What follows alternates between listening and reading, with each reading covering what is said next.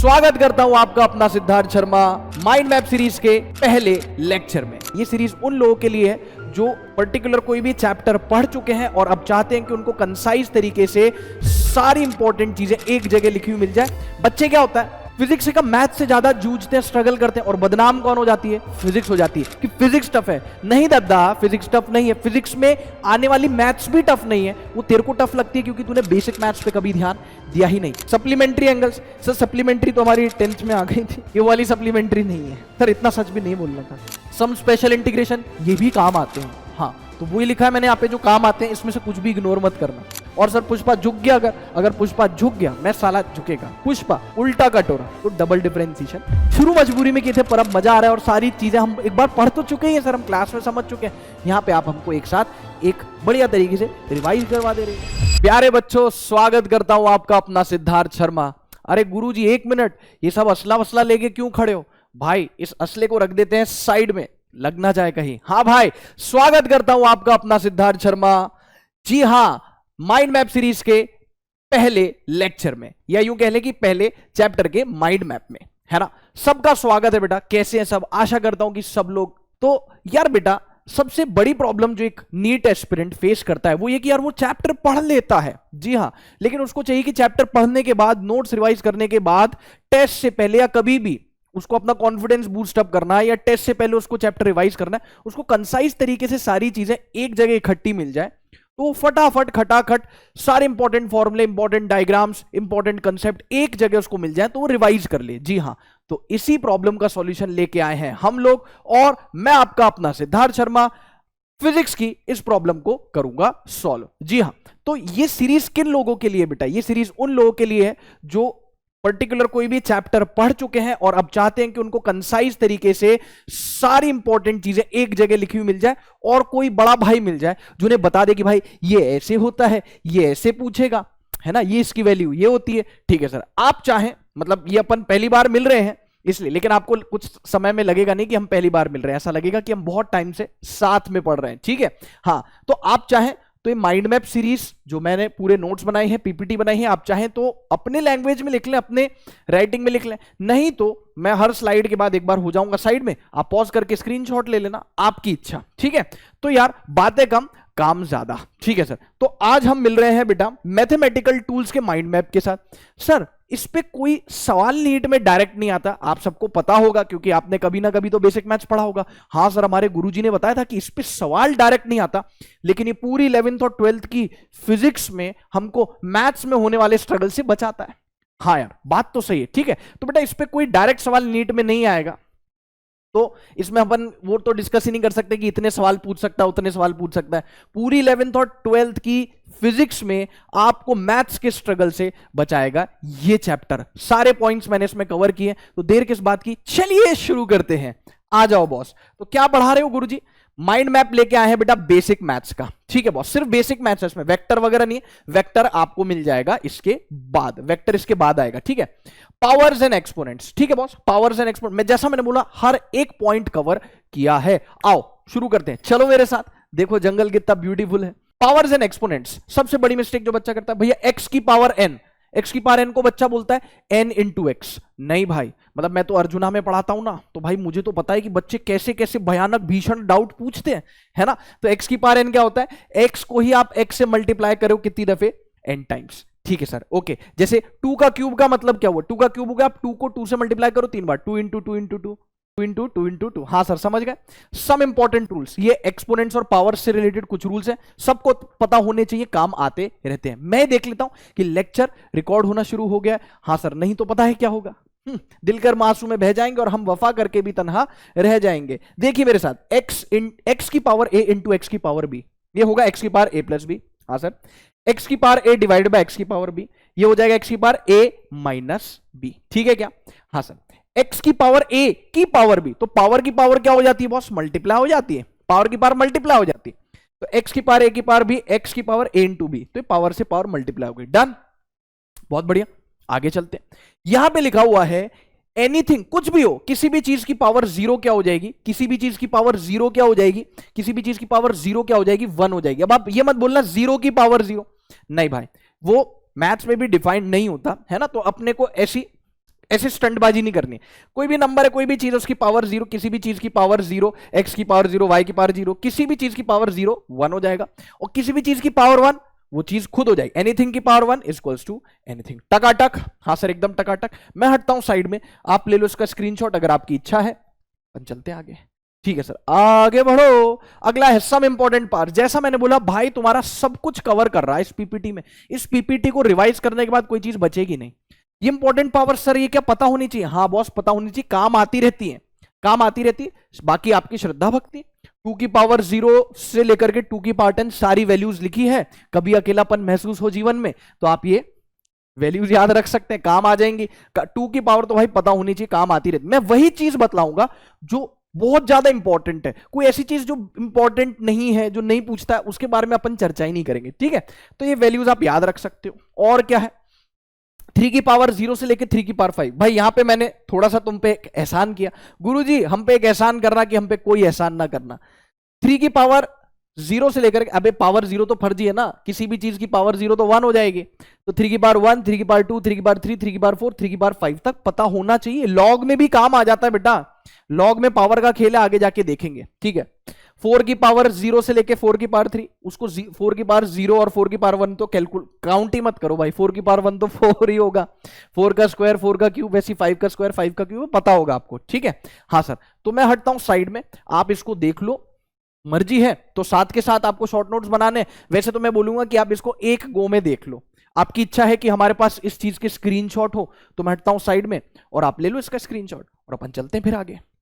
Okay done गुरुजी। Some important powers मेरे हिसाब से तो याद होनी चाहिए, मुझे तो याद है, आपको भी याद होनी चाहिए। ठीक है sir, okay. Some important squares, ये तो बचपन से हमारे मैथ्स वाले सर या मैथ्स वाली मैडम बोलते हुए आ रहे हैं कि भैया स्क्वायर्स याद होने चाहिए, पर हमने कभी किए नहीं गुरुजी, हम अव्वल दर्जे के मक्कार रहे हैं, तो अब बस बहुत हुई मक्कारी, अब और मक्कारी नहीं। 1 स्क्वायर 2 स्क्वायर 3 स्क्वायर। वैसे एक बात बताऊं, चाहे आपको फिजिक्स का पी भी ना आता हो, 1 स्क्वायर मतलब 10 तक के स्क्वायर सबको आते हैं, मुझे पता है। अब तुम अपने, मेरे पे भरोसा नहीं तो तुम अपने छोटे भाई बहन से पूछ लेना, उनको एक दिन धर लेना, उनको एक दिन धर लेना, बोलना कि सुना मेरे को 10 तक के स्क्वायर सुना, और जब तक नहीं सुनाएगा, नहीं सुनाएंगे हम जाने नहीं देंगे। ठीक है, ठीक है, लेकिन तुम्हारा भाई तुमको धर रहा है और बोल रहा है कि भाई 20 तक के स्क्वायर पता होने चाहिए ही चाहिए। ठीक है सर, सम इंपॉर्टेंट स्क्वायर याद कर लेंगे, आपने बोल दिया, भाई ने बोला तो करने का।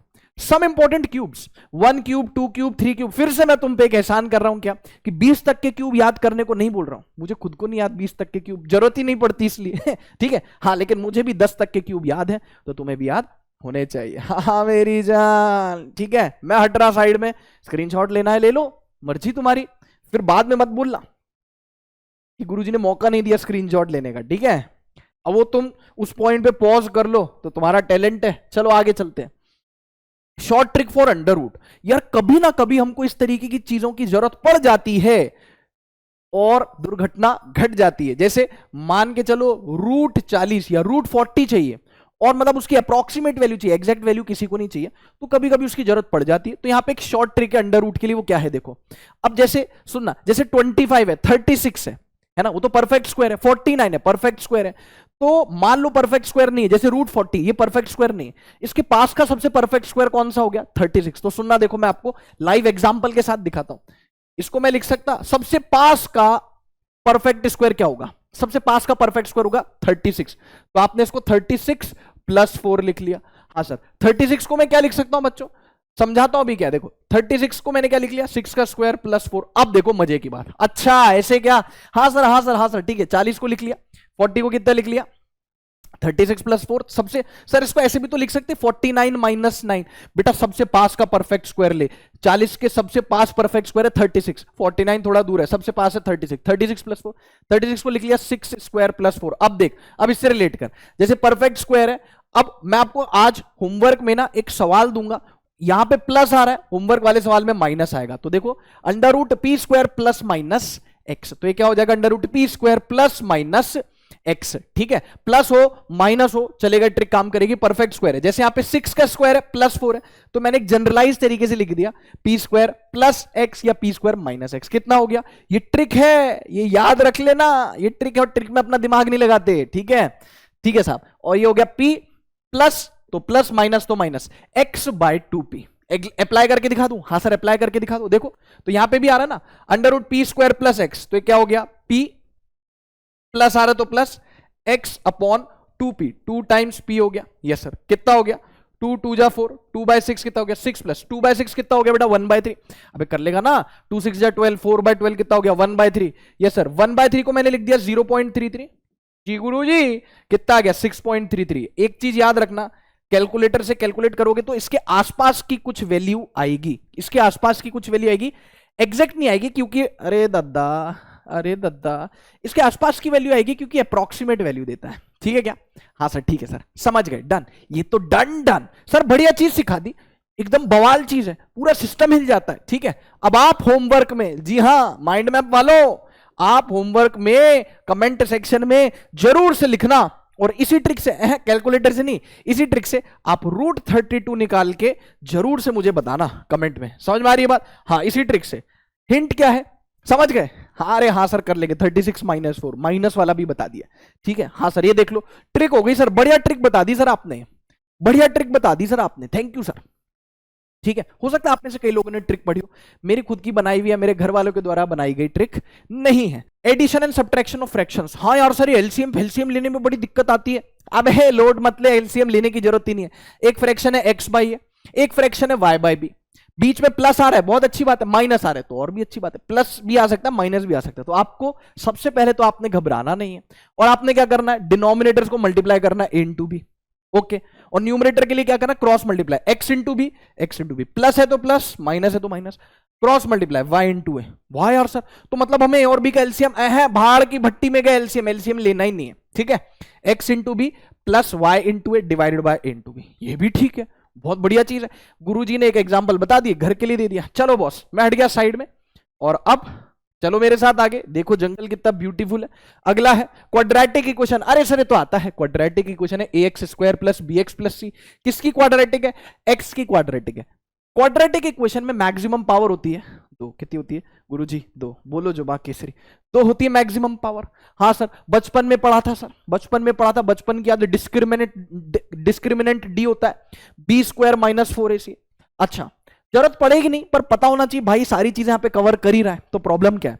डिस्क्रिमिनेंट अगर 0 से ज्यादा आ रहा है, बी स्क्वायर माइनस 4ac अगर 0 से ज्यादा आ रहा है, तो इसके 2 रूट होंगे। एक क्वाड्रेटिक के हद से हद 2 रूट हो सकते हैं, हो सकता है किसी क्वाड्रेटिक के 2 रूट हो, उससे ज्यादा नहीं होंगे, हो सकता है उसका 1 रूट हो, या हो सकता है उसका कोई रूट ना हो।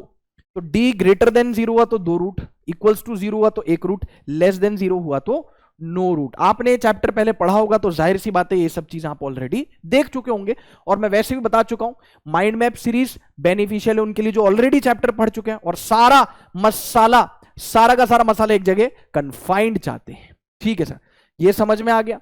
Roots by SD method. ये एसडी मेथड क्या है? श्रीधराचार्य मेथड। कौन सा मेथड दोस्त? श्रीधराचार्य मेथड। हाँ सर, फैक्टराइजेशन आपको आता है, बहुत अच्छी बात है, लेकिन कई जगह फैक्टराइजेशन सर बचपन में सीखा था बेटा। फैक्टराइजेशन कई जगह अप्लाई होता है, कई जगह अप्लाई नहीं होता। मुझे पर्सनली फैक्टराइजेशन पसंद नहीं था, कई सवालों में, कई क्वाड्रेटिक इक्वेशन में फैक्टराइजेशन नहीं लगता था। तो x1, x2 2 रूट है, कितने हो गए? Minus B plus minus under root D. D क्या है?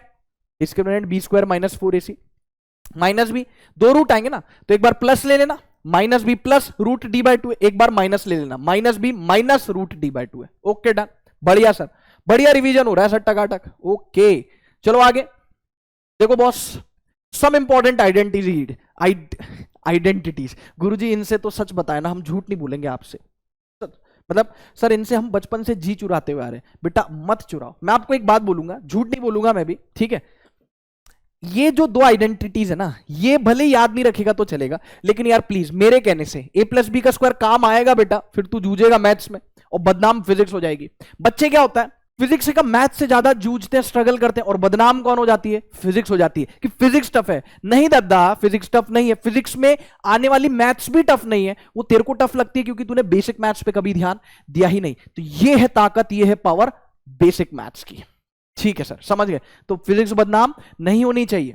a प्लस बी का square a square plus B square plus 2ab, a minus B का whole square a square plus B square minus 2ab, और a square minus B square बराबर a plus B into a minus B. ये 2 तेरी श्रद्धा भक्ति हो तो याद कर, नहीं हो तो मत याद कर, 3 तो याद कर ही ले। साइड में हट तेरा भाई। जी गुरु जी, चलो फिर आगे। ठीक है आगे चलते हैं। Binomial theorem.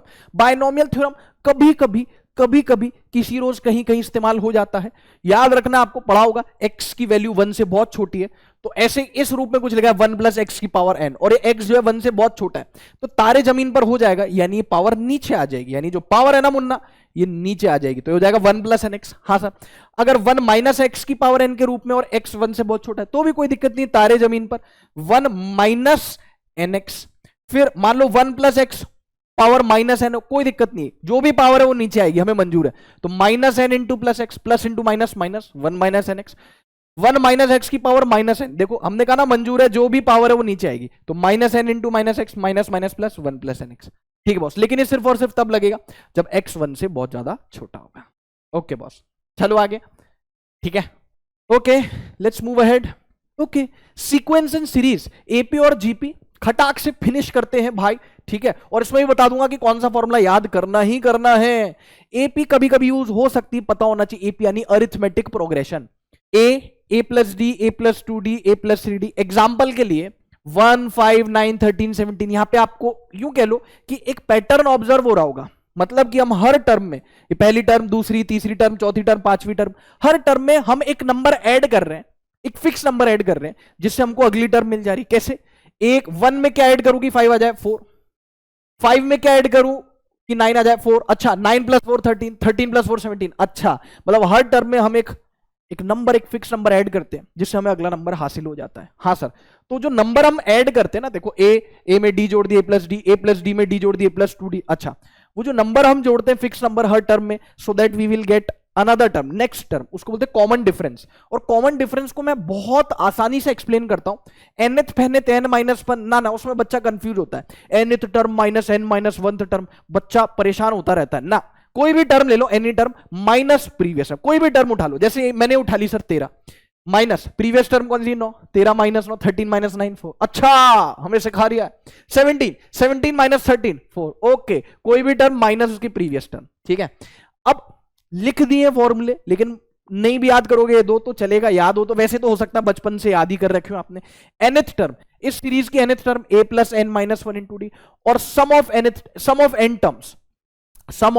n टर्म्स यानी कि n टर्म्स का सम, वो हो जाएगा आपके पास n by 2 into 2a plus n minus 1 into D. बोलो सही है क्या? हाँ सर ठीक है सर, नहीं भी याद करेगा तो चलेगा, लेकिन जीपी की एक फॉर्मूला तो तेरे को याद करनी ही पड़ेगी। अब आ गई जीपी, बांधी कमरिया पे साड़ी की आई अब ज्योमेट्रिक प्रोग्रेशन की बारी। जी हाँ, ए ज्योमेट्रिक प्रोग्रेशन, हर टर्म में कुछ मल्टीप्लाई करते हैं, एक फिक्स नंबर मल्टीप्लाई करते हैं कि अगला टर्म आ जाए। ए में आर मल्टीप्लाई कर दिया, A into R, A into R में आर मल्टीप्लाई कर दिया, ए आर स्क्वायर में आर मल्टीप्लाई कर दिया, ए आर क्यूब। जैसे फॉर एग्जाम्पल 1 में मल्टीप्लाई कर दिया 2, अगला टर्म आ गया, 2 में मल्टीप्लाई कर दिया 2, अगला टर्म आ गया, 4 में मल्टीप्लाई कर दिया 2, अगला टर्म आ गया 8, 8 में मल्टीप्लाई कर दिया 2, अगला टर्म आ गया 16।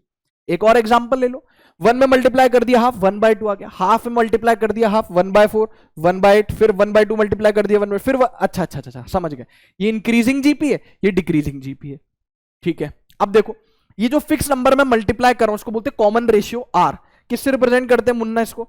आर से। तो कॉमन रेशियो है जिससे मैं मल्टीप्लाई कर रहा हूं हर टर्म को, so that I get the next term, it is known as common ratio. और वो कैसा आएगा? बहुत आसान तरीका, कोई भी टर्म ले लो उसको प्रीवियस टर्म से डिवाइड कर दो। जैसे मान के चलना 16 उठा लिया, 16 को प्रीवियस टर्म 8 से डिवाइड कर दिया, कितना आ गया? 2। तो कॉमन रेशियो कितना आ गया? 2। ठीक है, nth टर्म का फॉर्मूला a इंटू आर की पावर है ना, ये आर की पावर है, आर की पावर n माइनस 1। नहीं याद करेगा तो भी चलेगा, लेकिन सम अप टू इंफिनिटी बहुत ज्यादा यूज होता है, ये तो जिसने छोड़ दिया ना भाई मतलब बहुत भारी नुकसान हो जाएगा। Sum up to infinity a upon 1 minus r, a upon 1 minus r. ठीक है, a क्या है? a इज फर्स्ट टर्म, जैसे यहां पे भी आप पूछोगे a क्या है? a पहला टर्म है, a पहला टर्म है, a अपॉन 1 माइनस आर। ये लगेगा only for decreasing GP, only for decreasing GP, सिर्फ और सिर्फ घटती हुई जीपी के लिए फॉर्मूला लगेगा।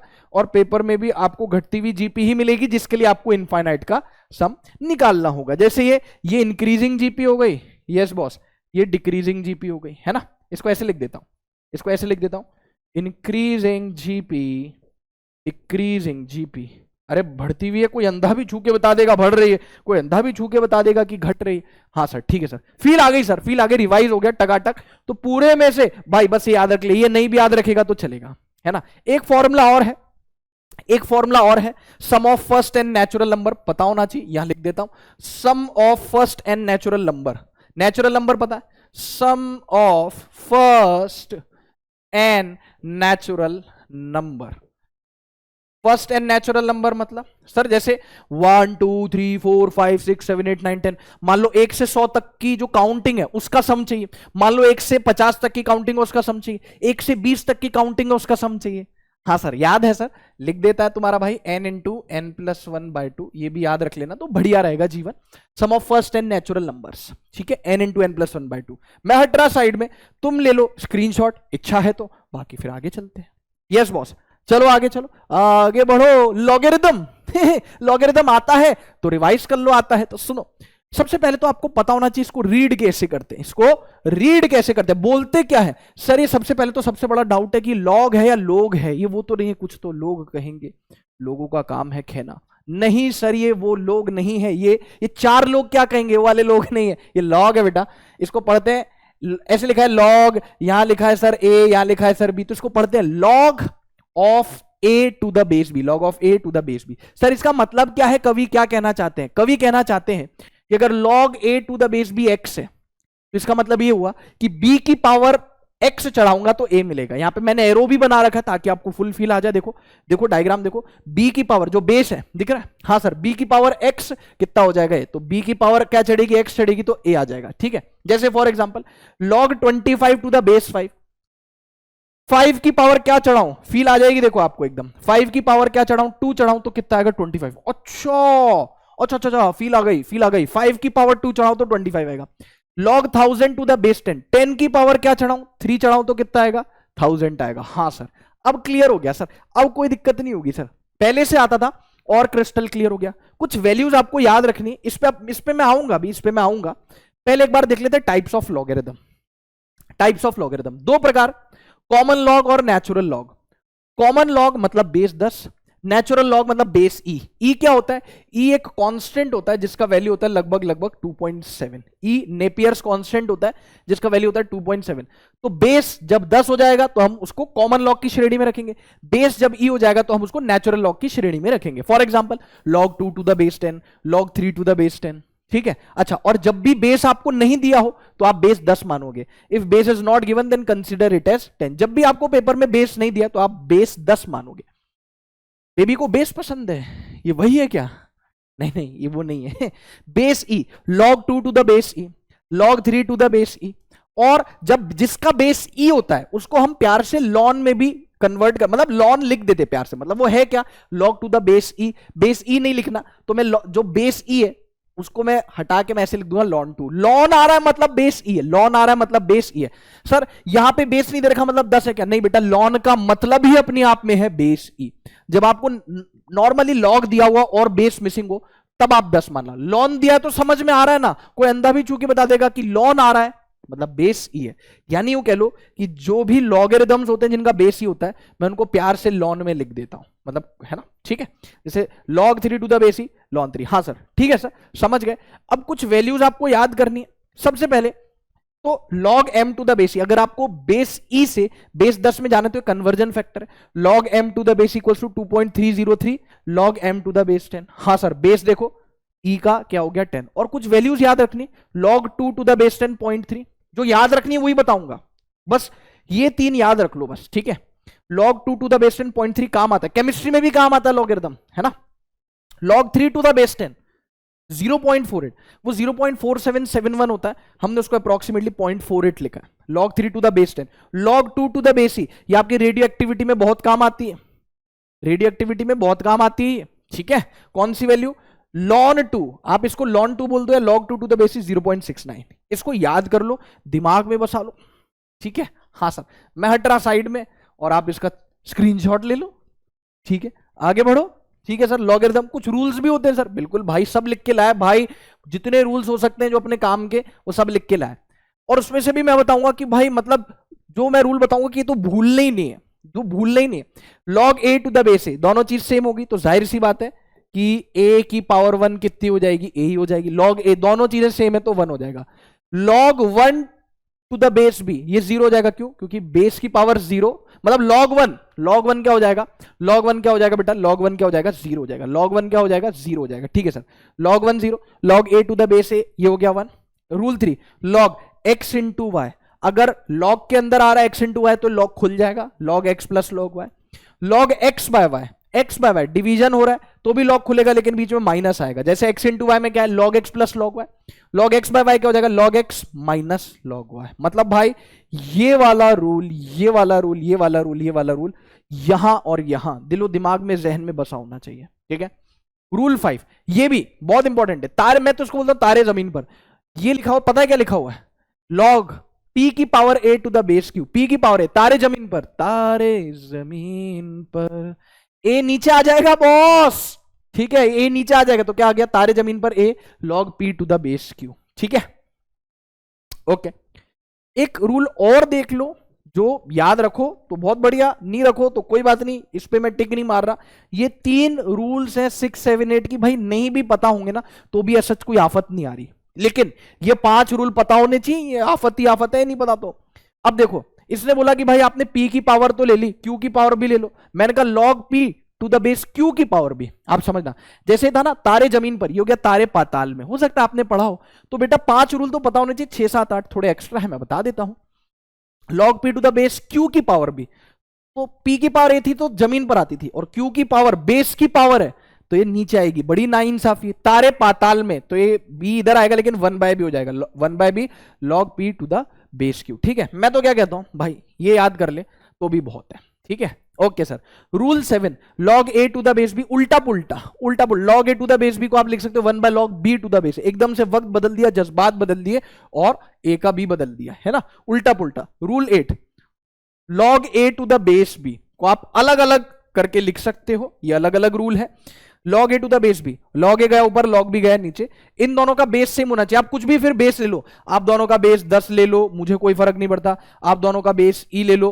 एक मिनट भाई, अच्छा गुरुजी बहुत तेज हो रहे हो। इन दोनों का बेस आप 10 ले लो, दोनों का बेस ई ले लो, कोई दिक्कत वाली बात नहीं। दोनों का बेस सेम होना, log a to the base b equals log a by log b। यहां पे दोनों का बेस कुछ भी लो, लेकिन सेम बेस लेना। मैं तो बोलूंगा कि बेटा रूल 1, अरे क्या परेशानी बॉस, इसको हैंग हो गया क्या, सिस्टम हैंग तो नहीं हो गया, system.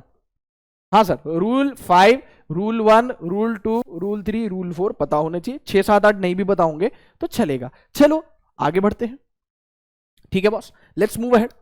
Rules of logarithm, graphs, graphs आ जाओ, स्वागत है ग्राफ्स में। स्ट्रेट लाइन, इसमें 2 खानदान है बेटा, स्ट्रेट लाइन में, स्ट्रेट लाइन में 2 खानदान है, y बराबर mx, हाँ सर पता है, y बराबर mx और y बराबर mx प्लस c।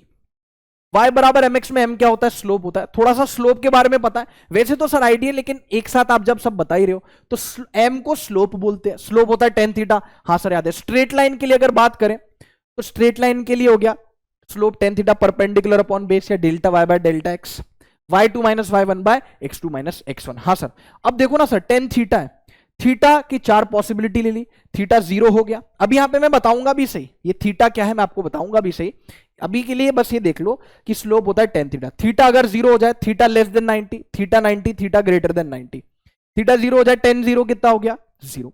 थीटा 90 हो जाए तो tan 90 कितना हो गया, इनफाइनाइट। थीटा लेस देन 90 यानी एक्यूट एंगल, तो एक्यूट एंगल के लिए tan पॉजिटिव, स्लोप पॉजिटिव।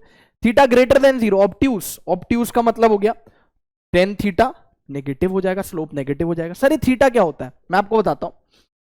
जैसे ये ग्राफ देख लो, y बराबर mx, तो ये y बराबर mx कहां से पास करेगा, ओरिजिन से पास करेगा। हाँ सर, ओरिजिन से, y बराबर mx ओरिजिन से पास करेगा।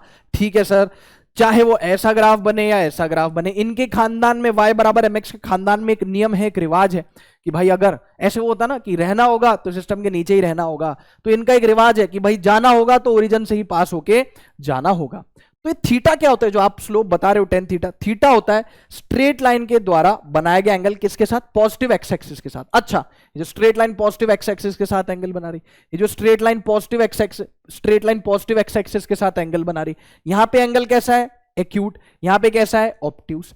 थीटा लेस देन 90 एक्यूट तो slope positive, theta greater than 90 obtuse तो स्लोप नेगेटिव। हाँ सर, तो एक जगह सब कुछ स्लोप और y बराबर mx सब मिल गया।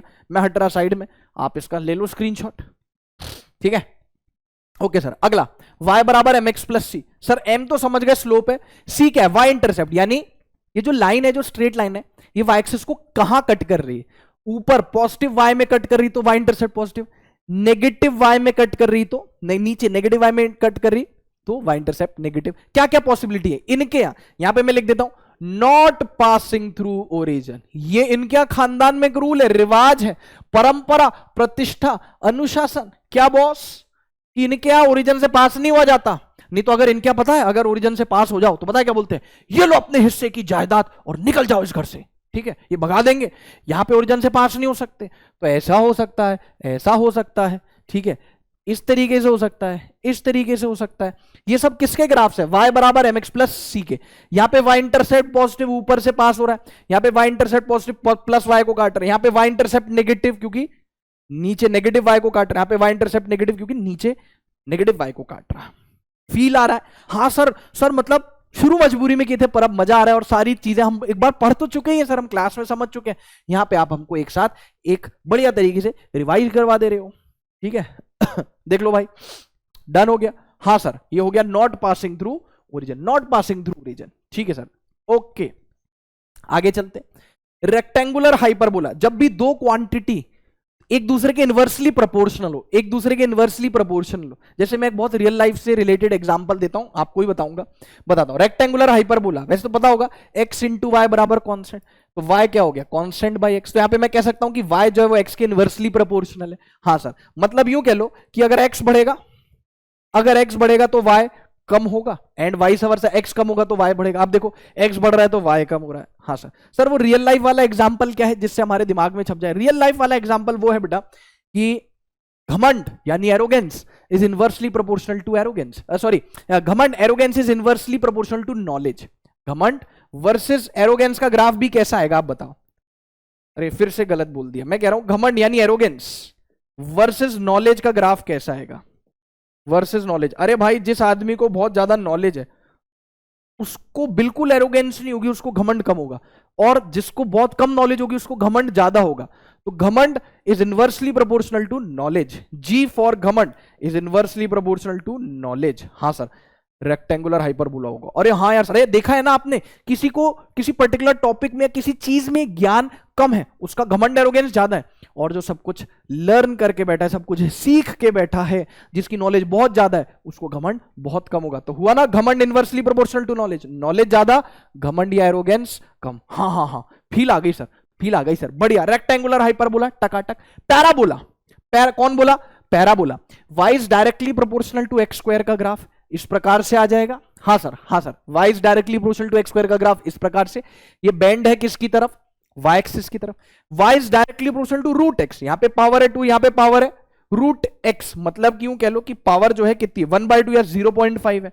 अरे रूट है ना 1/2, 0.5, तो ये ग्राफ जो है झुका हुआ होगा पैराबोला किसकी तरफ?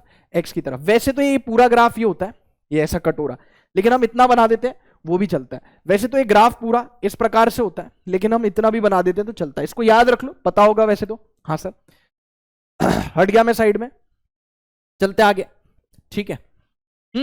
ये क्या है, मैं आपको एक बात बता दूं बेटा, मैं आपको एक बात बता दूं, अभी रेक्टेंगुलर हाइपरबोला में मैंने ऐसा ग्राफ बनाया था। हाँ सर, ये था y is inversely proportional to x।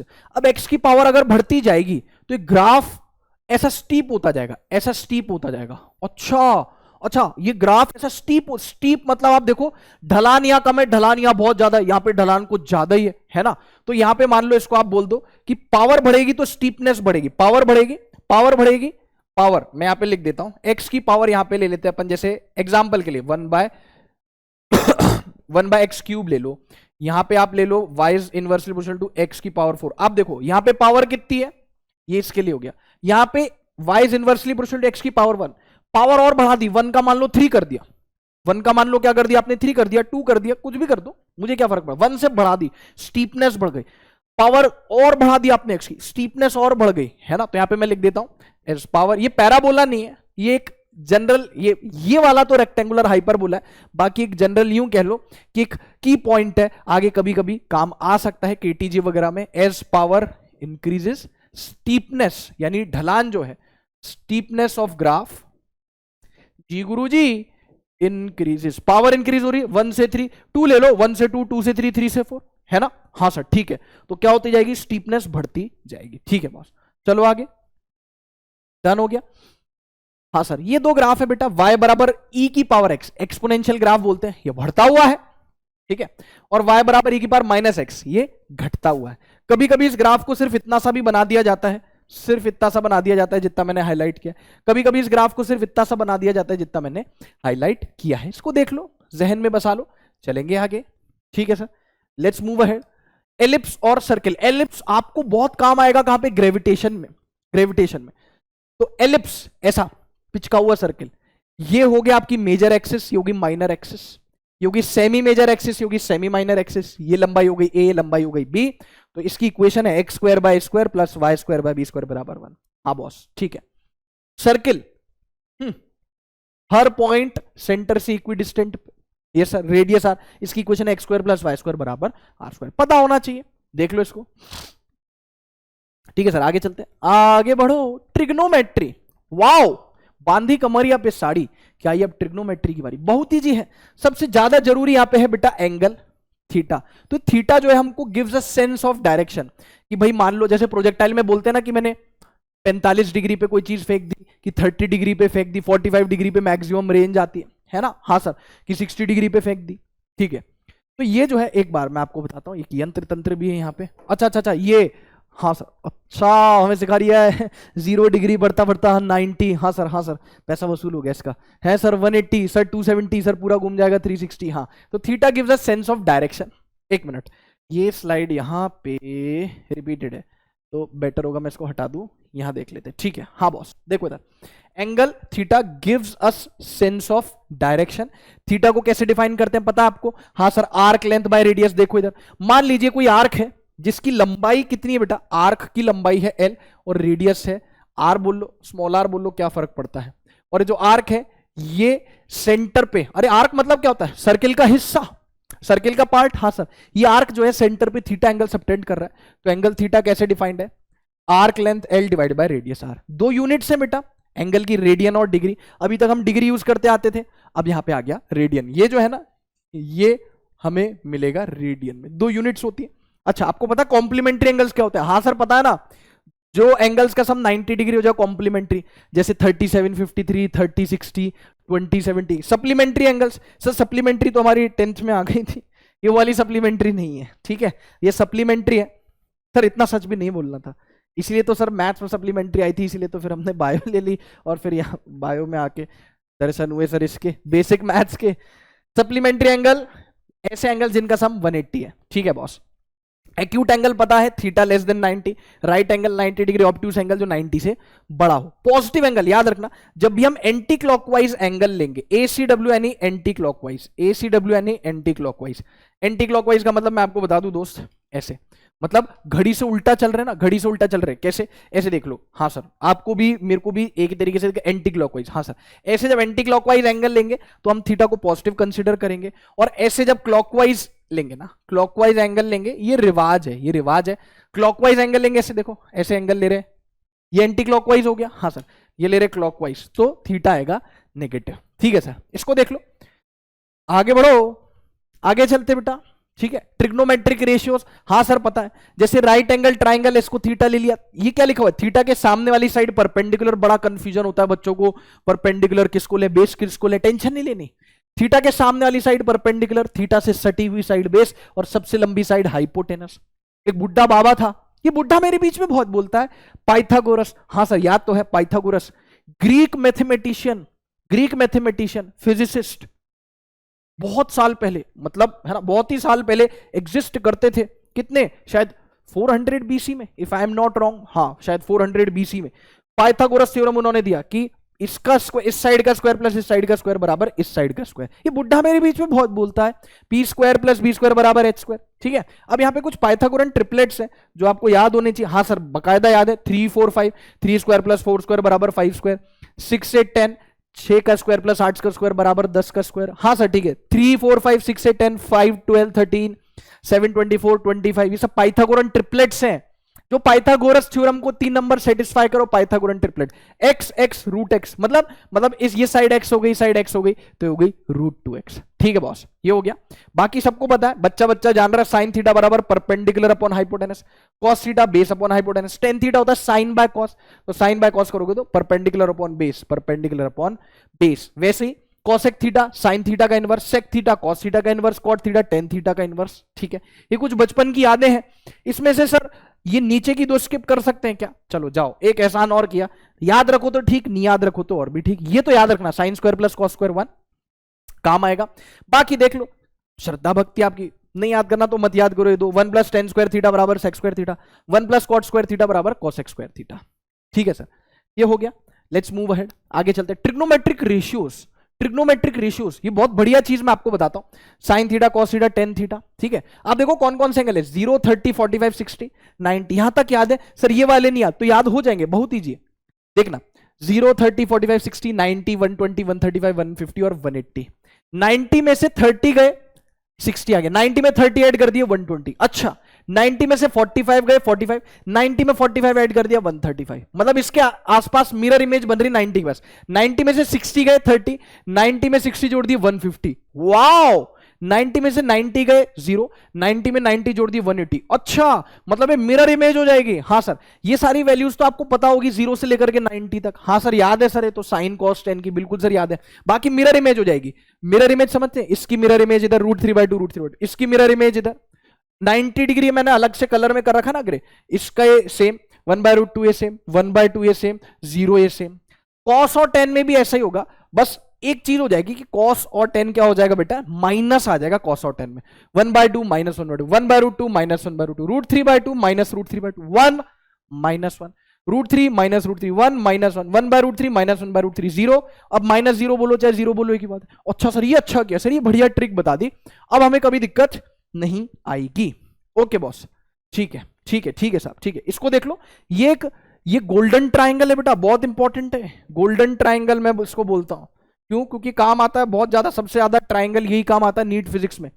37 90 53, 37 के सामने वाली साइड 3, 53 के सामने वाली साइड 4, और ये हो गया 5। यहां से आप साइन 37 10 37 कॉस 37 साइन 53 कॉस 53 10 53 सब निकाल सकते हैं। मैं हट रहा साइड में, आप इसका, अच्छा पीछे वाले का इसका स्क्रीनशॉट नहीं लिया क्या? चलो ले लो भाई, है ना, ठीक है, इसका भी ले लो स्क्रीनशॉट।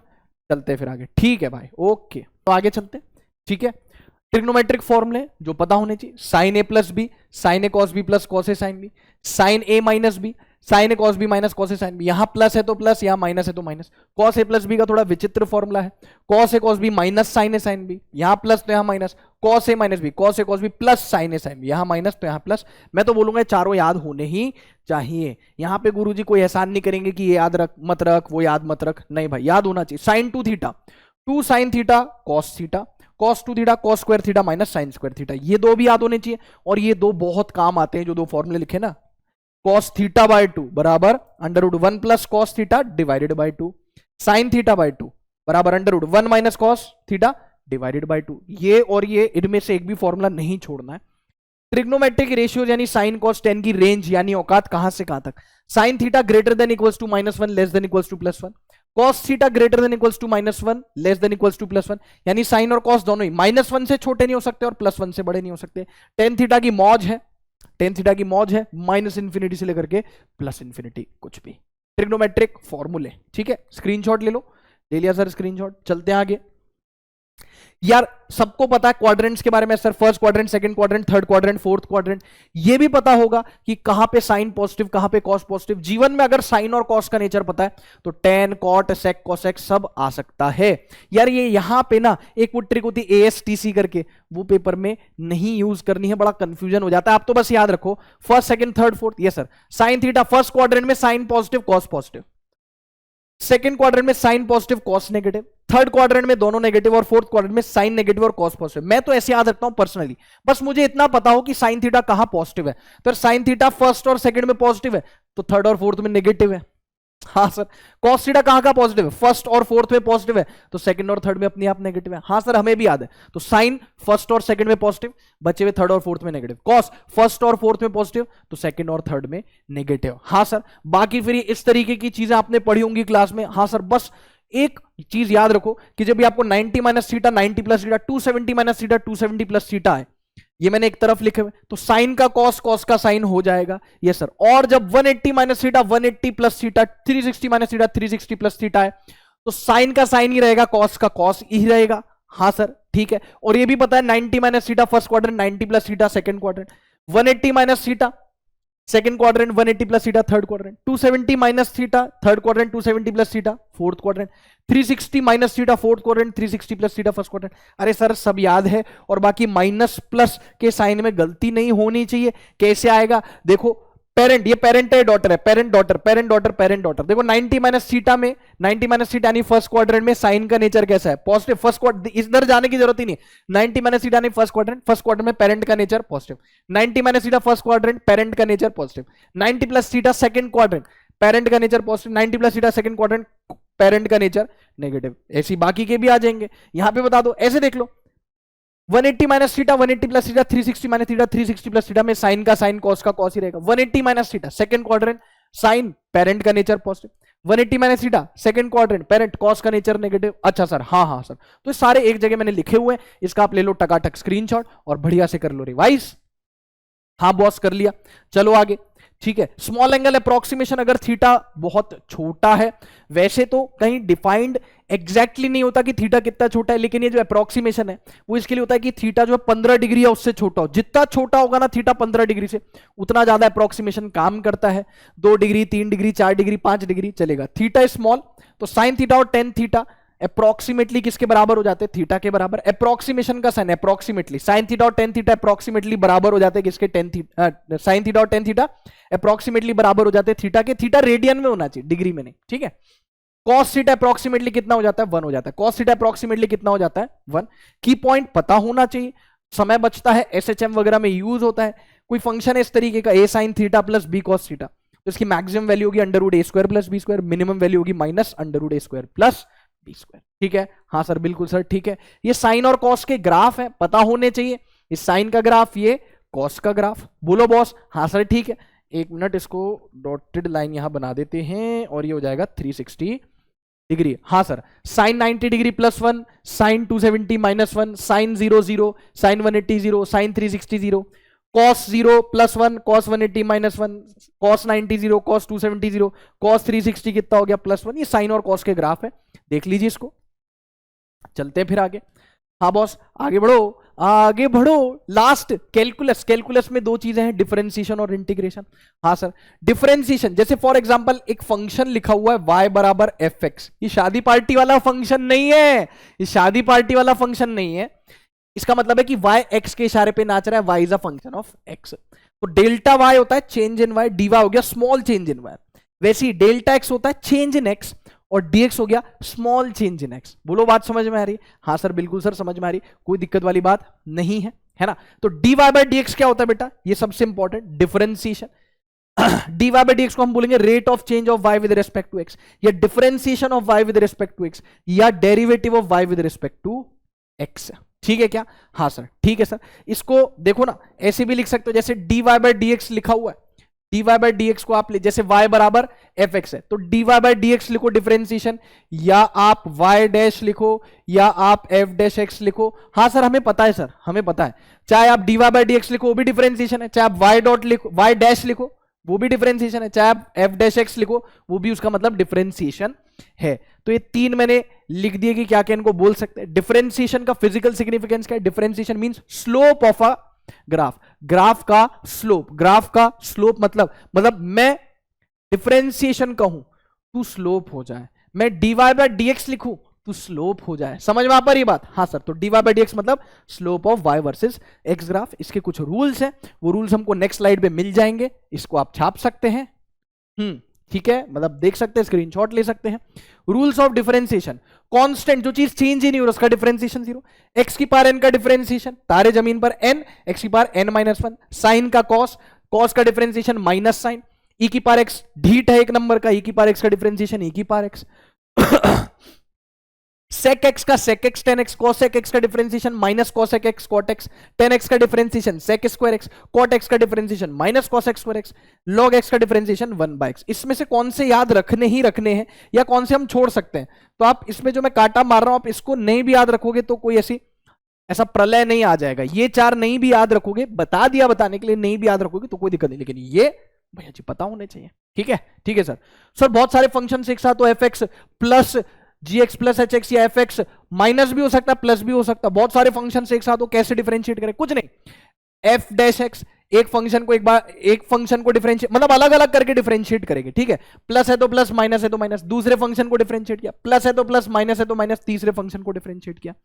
मान लो प्रोडक्ट ऑफ 2 फंक्शन है, हाँ सर ये तो पता है, differentiation of first function into second function as it is plus first function as it is into differentiation of second function. ये डैश है बेटा, है ना, ये क्या है? ये डैश है ना, ये डैश है, पावर नहीं, ये डैश है। डैश मतलब डिफरेंशिएशन, डैश मतलब डिफरेंशिएशन, ये u dash v plus uv dash है, डैश है। ठीक है, ओके सर, तो u dash v plus uv dash, मान लो ये बहुत कम यूज होता है पर पता होना चाहिए, u बाई v, तो differentiation of first function by second function, तो जो डिनोमिनेटर है इसका स्क्वायर v, तो v का स्क्वायर, फिर हो जाएगा u डैश v, पहले न्यूमरेटर का differentiation u dash v minus फिर u यानी numerator as it is into v dash यानी डिनोमिनेटर का डिफरेंशिएशन।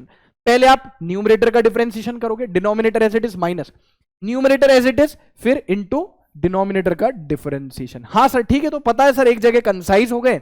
और चेन रूल क्या होता है यार? फंक्शन के अंदर फंक्शन के अंदर फंक्शन, तो उसका differentiation, differentiation of outside function, differentiation of outside function, और इनसाइड वाला फंक्शन एज इट इज आ जाएगा। यहां पे मैं लिख देता हूं, यहां पे लिखा रहेगा differentiation of outside function with inside function as it is, with inside function as it is, बाहर के फंक्शन का डिफरेंशिएशन ऊपर करके लिखा with inside function as it is into differentiation of inside function. ये हो गया आपका चेन रूल। हाँ सर, तो सारे रूल्स ये नहीं 4 याद रखोगे तो भी चलेगा, ये भी बहुत कम यूज होता है, ये पता होना चाहिए, ये काफी ज्यादा यूज होता है, ये बहुत इंपॉर्टेंट है।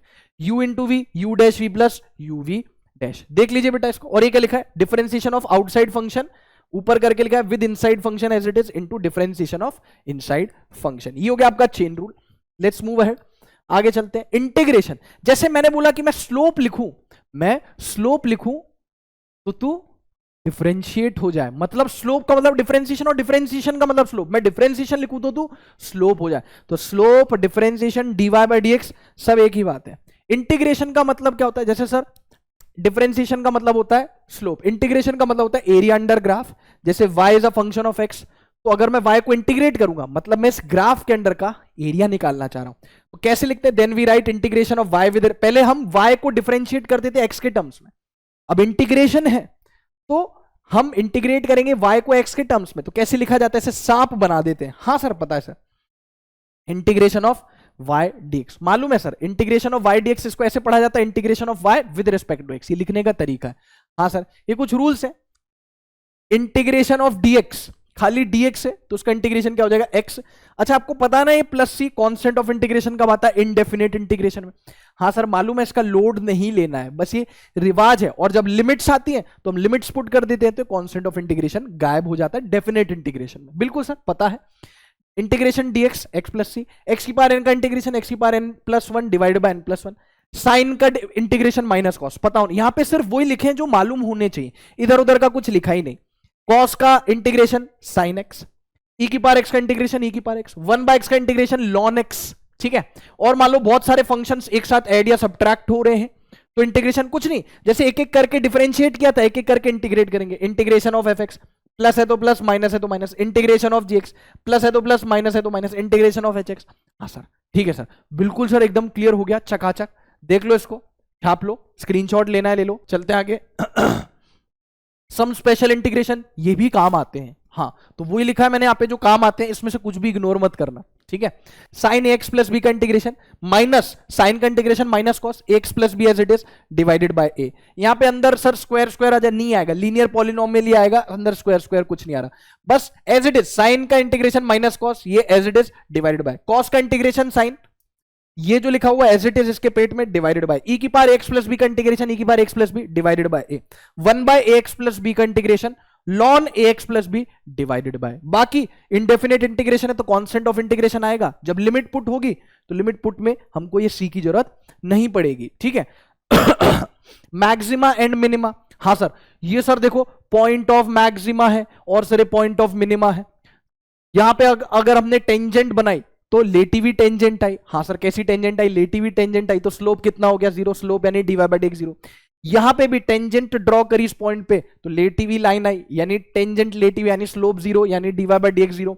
और यहां पे जो डबल डिफरेंशिएशन है पॉइंट ऑफ मैक्सिमा पे डबल डिफरेंशिएशन लेस देन 0 यानी नेगेटिव, और पॉइंट ऑफ मिनिमा पे डबल डिफरेंशिएशन यानी कि double differentiation point of minima पे ग्रेटर देन 0 यानी पॉजिटिव। ये पता हमको होना चाहिए। देखो ये उल्टा कटोरा है और ये सीधा कटोरा है, ये वो हो गया पुष्पा की तरह सीधा कटोरा, मैं साला झुकेगा नहीं पुष्पराज, है ना, सीधा कटोरा Pushpraj, double differentiation greater than 0, हाँ सर पॉइंट ऑफ मिनिमा। और सर पुष्पा झुक गया, अगर पुष्पा झुक गया मैं साला झुकेगा, पुष्पा उल्टा कटोरा तो डबल डिफरेंशिएशन नेगेटिव।